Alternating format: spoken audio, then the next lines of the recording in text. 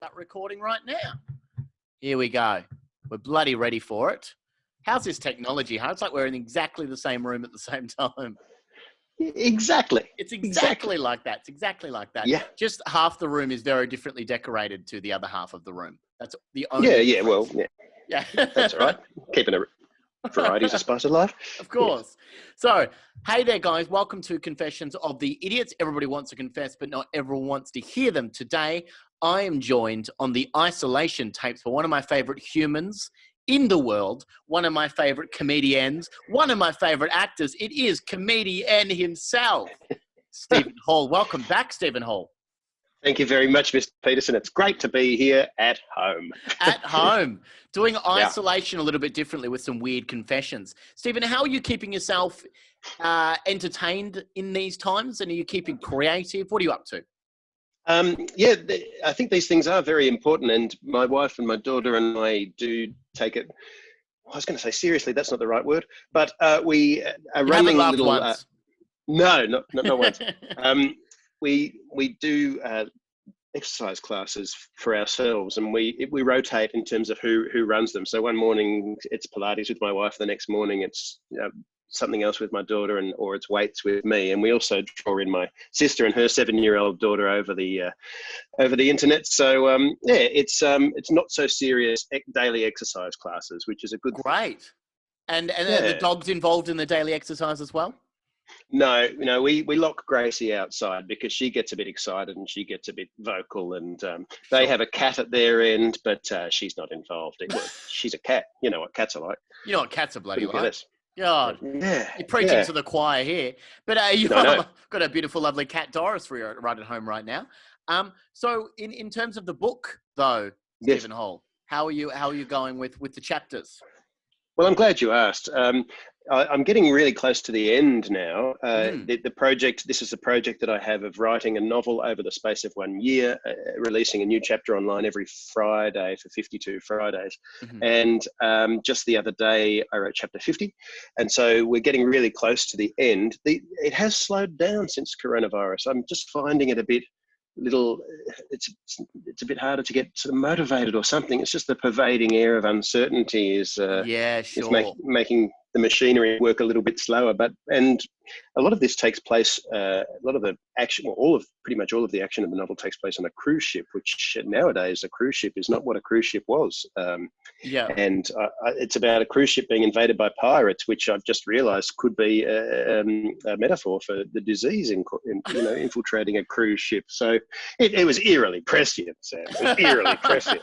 Eerily? Yes, eerily. I've never felt something so eerie before. But so it's pretty eerie. You're 2 chapters away, and what do you do to celebrate after the final chapters, after writing 1 chapter every week for a full year? What do you do to celebrate in isolation? I am going to go out at... Oh, no, I'm not. Oh, no. No, I'm not going to do that. Good question. I do have a bottle of champagne that I was given for my birthday last year. I think that might be an appropriate thing to crack open and to dress up for no apparent reason. Of course, yeah. And I do little video diaries and skull. Yes. That's just a couple of weeks away. But the little weekly video diaries have taken on a different flavour since coronavirus happened too, and so it's just been a project that's gone alongside this huge upheaval in the world, and so it's a bit of a chronicle of that as well as the creative process. Of course, and we've never been more fascinated by toilet paper and pasta, never, ever, and I don't think we ever will be again. Hopefully not. I hope this is the peak of that. Yeah, we've reached peak toilet paper or PTP as I like to call it. Yeah.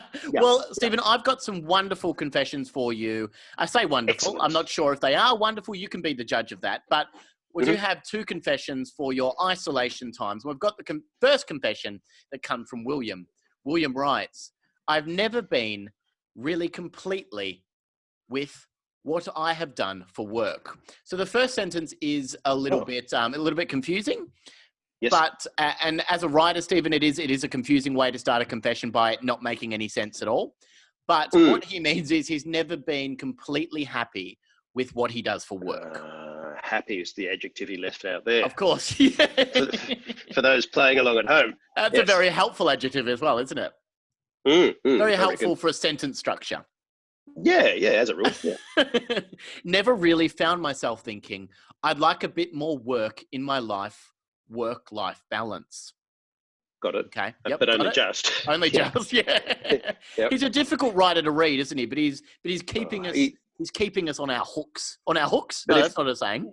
tenter hooks, but if you put in the effort, you reap the Mm. rewards. I mean, he's dense. Of course. He's There's going to dense. be such a payoff. Do you feel like there's going to be a payoff at the moment, Stephen, or do you think we're going to be bitterly disappointed? Well, if past experience is anything to go by, it's going to be fantastic and wacky. It's a funny feeling, really, to not really enjoy what you do, to always find it a little embarrassing.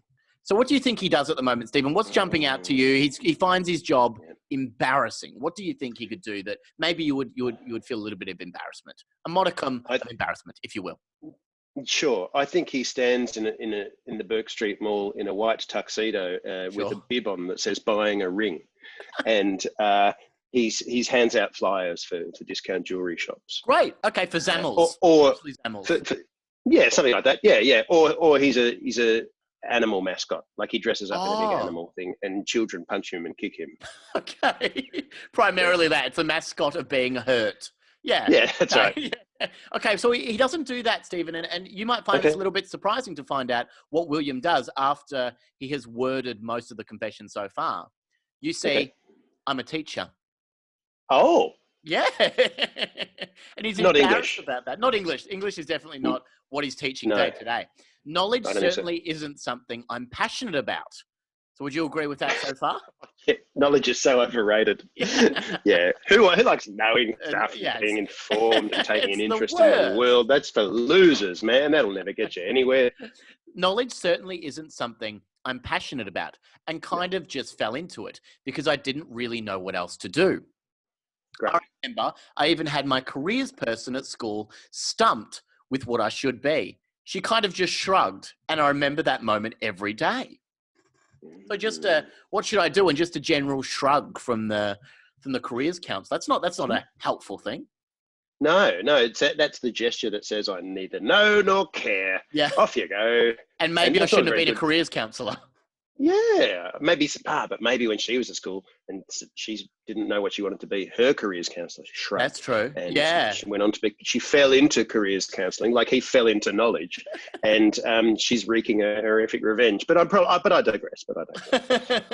I'm a good guy. All right. So William says that I'm a good guy, a nice guy, in fact. But now I'm 29, and it's become my entire life. Each day I go to the same school, do what needs to be done, and leave. So it's helpful when you go to the same school, isn't it, Stephen? That is number one rule of teaching kids. Go to the same school if you are their teacher full time. Consistency. Yeah, they appreciate it. They don't realise at the time, but they do appreciate it. They do appreciate that. There is no passion, and I've started to become resentful of a job that seemingly pays all my bills. So seemingly, he doesn't go into to describe why it seemingly pays all of his bills. Wow. But he's really... Is English his second language, perhaps? He doesn't go into this. He's not very good at it. Maybe he's a science. Maybe he's a PE teacher or something. Yeah, that's true. I'm in the dating world, it would seem. I don't know why, again, he has to say it would seem. Jeez. He could just say he is in the dating world and we'd be on board of where he is. Yeah. So he's not 100% sure whether he is or isn't. Sure. You got to commit to it, William. Come on. He's married and he's pretty sure he's in the dating world, but he's not certain. His wife tells him he's not. And so I'm constantly embarrassed when I bring up my vocation. It's such a boring thing to talk about, really. So I've started to make things up. Yes, that's right. I've started pretending and then he's going to go on to explain, Stephen, what he's pretending he is on a first date. So what do you think at this point? What would you say to impress someone, Stephen Hall? Would you say, you'd probably just say you're a comedienne, which is the goddamn truth. Would you? It's a talking point. Yes.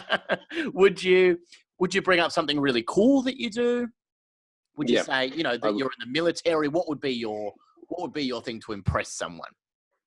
Fighter pilot or Hollywood stuntman or gravedigger. Great. I think. Yeah. That would get a conversation flowing. Would you be really morbid as a gravedigger, or would you be like a real chirpy gravedigger? What What's your motivation for playing this role? I'd be chirpy, and Yeah. it would give me license to make up all sorts of kooky stories, and even sort of scary stories as well. Great. Yeah. Would you always have a torchlight and you'd tell spooky stories on a date? Yes, and I'd shine it under my chin. You know how you hold a torch under your Yeah. chin to make your face look a bit scarier. Ask the bartender to lower the lights. They love that. They love being asked to lower well, you the go lights. to an intimate restaurant to begin with, a dimly lit restaurant Yeah. for the first date, and bring a torch and make sure that you've got fresh batteries in there. Great. You don't want to look stupid. And probably I would come wearing a black top hat. Great. Because, okay. Mix it up a little bit. Keep her on her toes. Yeah. It's formal. I've started pretending that I'm a spy. Good. That's better, actually. Yeah. That's even better than a gravedigger. Even better than a gravedigger. Wow. I think so. You don't want to tell a gravedigger with a top hat that. It's really been giving me a boost in confidence. I turn up to the date with an air of mystery about me. I wear all black, a nice watch. So that's what all spies wear, Stephen, is all black and a nice watch. And have even started growing a mustache. Okay. Yeah. That's not necessary, but sure. It's not a prerequisite. That's a nice prerequisite for a tennis pro, but not for a spy. Yes. Girls are, of course, impressed at first when I say I don't want to talk about it. So, what do you do for a living? I don't want to talk about it. Girls are impressed by that. No. I'm impressed. He's a poor conversationalist. Wow. He's a bit moody tonight on the date. I'm very impressed. I don't want to talk about it. Girls are, of course, impressed at first when I say I don't want to talk about it. And then I leap into the fact that I can't really discuss what I do. Yep. The mystery builds and builds until I finally let it slip that I am indeed a spy. I haven't told any of my friends this and could never really tell a soul, but this has led to many more encounters with wonderful ladies from near and far. I imagine when he writes near and far that they've just gotten closer to him because that's how his eyes work, and that's exactly what he means. They've walked from far away to him, from near and far. You're much bigger up close. This is weird. So are you. Is this how? Yeah, very charming. So are you. Would you like to touch my mustache? I'm a spy, you know. It's coming through nicely. It's another 5 weeks. It's wonderful, really, to think that they only want to touch my cock because of what I do for a living. Oh, yeah. I didn't see that. That's taken a turn. Yeah. But now I've been on 4 dates with a really nice girl and things are going really well. This is the crux of it, Stephen, where all of these confessions end up. I worry that now, of course, once she finds out what I really do, she'll think I'm far less impressive and that I've lied. No one wants to be a teacher after all. I love that generalization. Yeah, well, I don't know that I'd agree with that. I think a lot of people want to be teachers. Both my parents are teachers. Maybe they're spies, though. I've never asked. Dad does have a mustache. That's true. Well, and a nice watch. Well, not many new relationships can cop that. Not right up the jacksie. Is that what he said, or did you say that? No. Yeah, he says that. Not right up the jacksie. So not many new relationships can cop, Stephen, I don't know if you know this, but not new relationships can cop it right up the jacksie that he's lied about what he does for a living. No, I'd argue that perhaps even none. None could cop it up the jacksie. Yeah. She'll soon find out, and rightly so, that I've never worked in Russia and that there are several facts that don't add up. When she finds out that my cover of being a high school teacher is actually just my day-to-day life, I think she'll leave me. Love me and leave me. They always do. That's how William ends the confession. Really? Yeah. Wow. Love me and leave me right up the jacksie. They always do. Yep. Now, what do you think, Stephen, at this point that William should do? Because he's obviously... I quite like that he said that his cover is a school teacher. He hasn't gone for a ridiculous thing and said, my cover is a gravedigger. He hasn't gone to the extent of really lying and double downing on this. What do you think he should do in this situation? What would you do, Stephen, if you were in this situation? Well, You've never even been to Russia. No, I've never been to Russia. I have grown a moustache, though. There you go. But you're halfway there. Just get and I that quite watch. like my watch. Yeah, it's quite nice, isn't it? It is a There's my lovely watch. there. Yeah, it's lovely. It's a lovely watch. Well, that it is has a nice day watch. and date, and if you pull this out, it becomes a garroting wire. But that's another story. That's another story. And I I've can't said too talk much about already. this. I don't want to talk about it. No, national security and all that. I think honesty is the best policy, and also just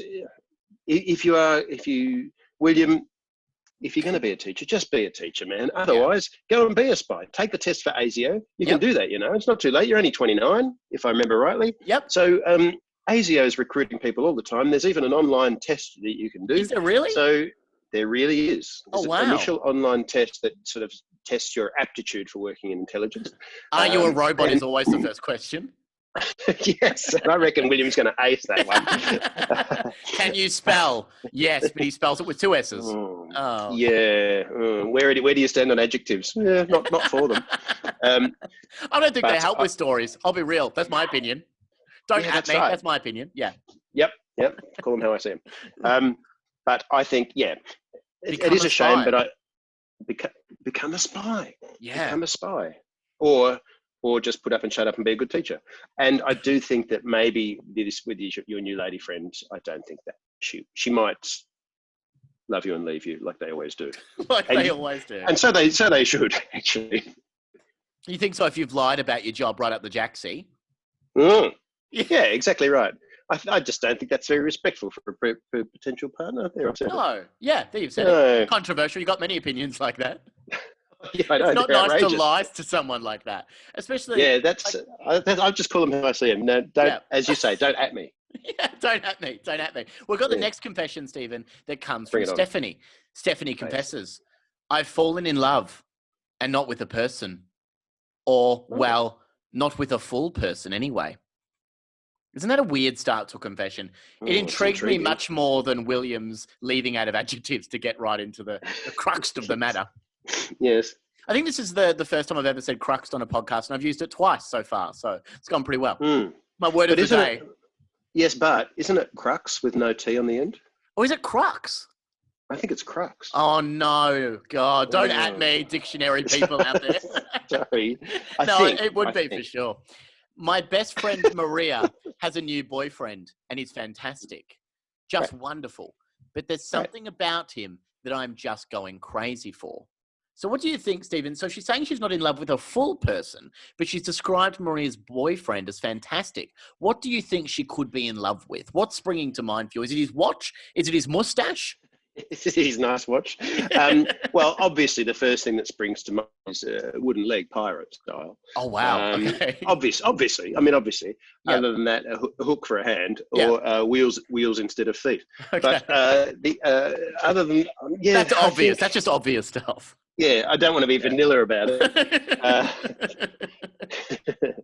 If I can say one thing about comedienne Stephen Hall, he is not vanilla. No, thank you very much. No, I wanted to say it. No, it's quite a compliment. That's just the crux of what I'm saying. Oh, he's using it again.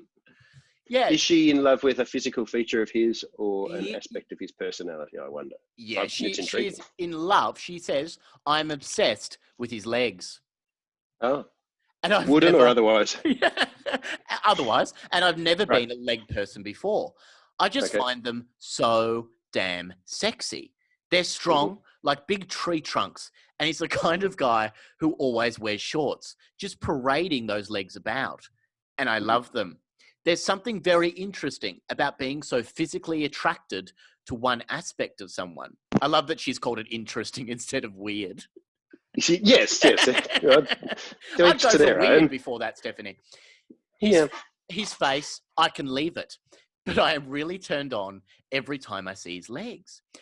I met him a handful of times before, and then when I saw his legs at a picnic, it was game over. And his legs were at a picnic. His legs, he was attached to them, I hope. Yeah, they weren't the wooden legs just left there from a previous picnic. Okay. Right, and it's good. become a real problem for me because I can't take my eyes off them or stop my mouth from watering. He's even commented a few times if I'm keeping to look at his legs, and he shrugs it off because it shouldn't be an issue. I don't even know where this obsession has come from.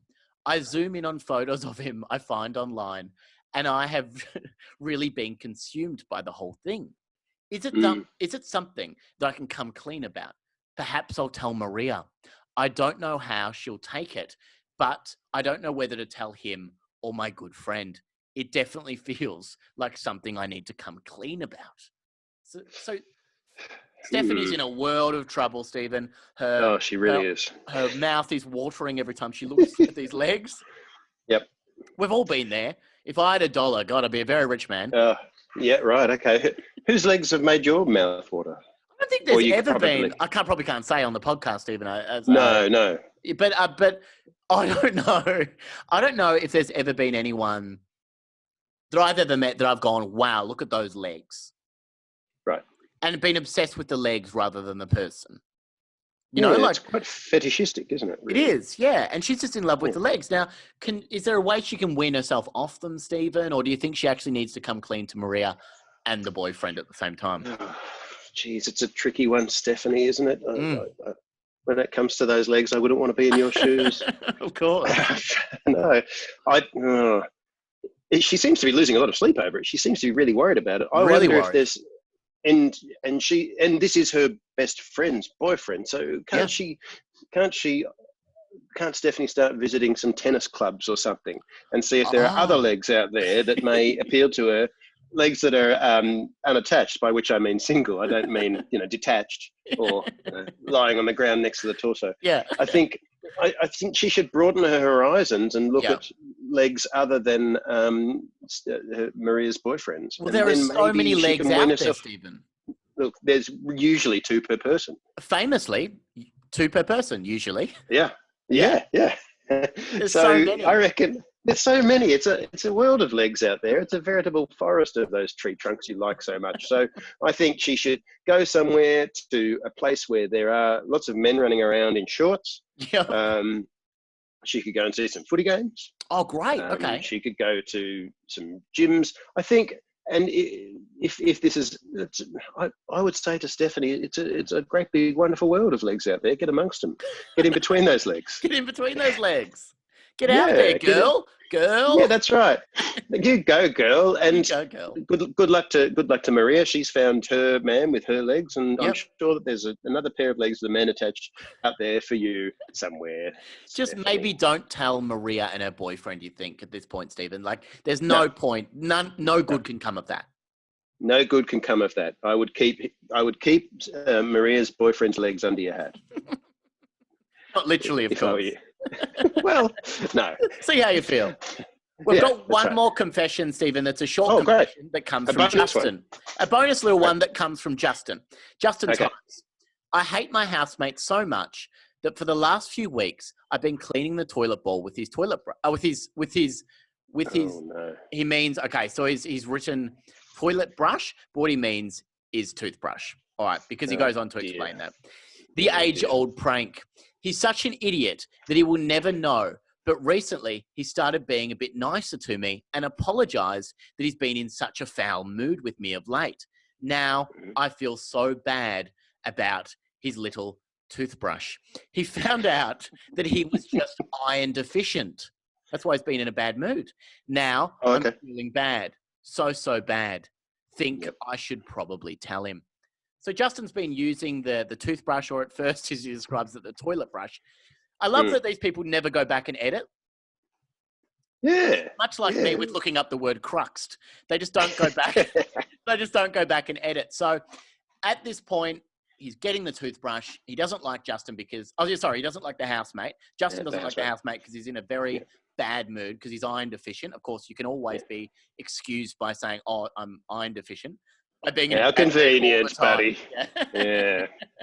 So he's using the toothbrush to clean the toilet. What do you think? Do you think you ever tell someone about that, Stephen, once you've crossed that line? Or do you think leave it and now just be a good person? I would plump for the latter. Yeah. I think no good can come of you telling the housemate that, and it's good that there is a reason, and presumably the housemate is getting treatment for the iron deficiency, and so hopefully the moods should level out. Yep. I would suggest, if I were you, Justin, Um, oh, what about buying? Because it's great news that the housemate's finally got a reason for his mood swings and so on, iron deficient. That's really great. I'm really happy for you. Now you can keep it manageable and under control. And just to show how happy I am and I'm pleased for you, I bought you a little present, and it's a brand new toothbrush. Here you go. Oh, lovely. And so, yeah, give him a new toothbrush, and then let us never speak of this again. Look it up and never talk about it again. Yeah, throw out the old one. Oh, that one's a bit old and bristly, isn't it? Among other things. Here's a new one. And good luck to you, and happy toothbrushing from now on. Because you can never, ever tell someone that you've done that. Because there is no reasonable person out there that's going to go, oh, I guess we all get angry at people sometimes.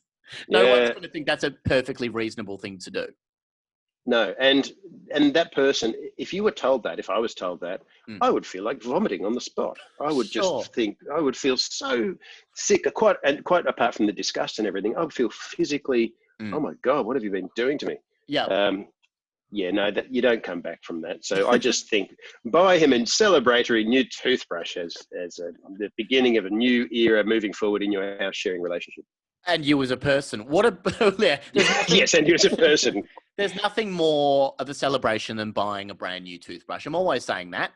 I've always said that. So, Stephen, at the end of that, what are you doing at the moment in terms of entertainment that you could recommend to people out there? Are you reading any new books? Are you watching any brand new television programs?